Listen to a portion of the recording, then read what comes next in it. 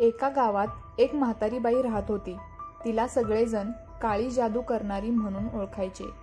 ती एकटीच शांतपणे जंगलाच्या काठावर राहायची.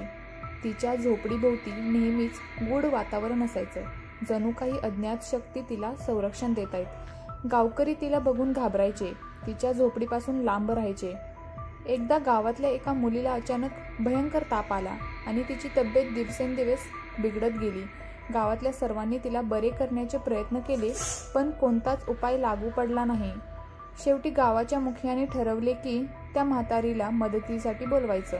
मोठ्या धाडसाने तो म्हातारी या झोपडीपर्यंत पोहोचला आणि त्याने म्हातारीला विनंती केली की ती त्या मुलीला मदत करेल का. म्हातारीने मुखियाला शांतपणे ऐकून घेतलं आणि फक्त एकच वाक्य बोलली, तुम्ही माझ्यावर विश्वास ठेवायला शिकलात की जादूचा उलगडा होईल. ती मुलीला बघायला आली आणि काही मंत्र पुटपुटली आणि तिने हळूच बटव्यातलं आपलं एक औषध दिलं. काही दिवसातच मुलीची प्रकृती सुधारायला लागली. गावकऱ्यांनी म्हातारीचं आभार मानलं, पण तिच्या गूढतेचा उलगडा काही झाला नाही.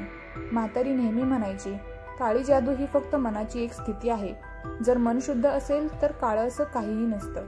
त्या दिवसानंतर गावकऱ्यांनी त्या म्हातारीला काळी जादू करणारी म्हणून नव्हे, तर एक ज्ञानवंत म्हातारी म्हणून ओळखायला सुरुवात केली.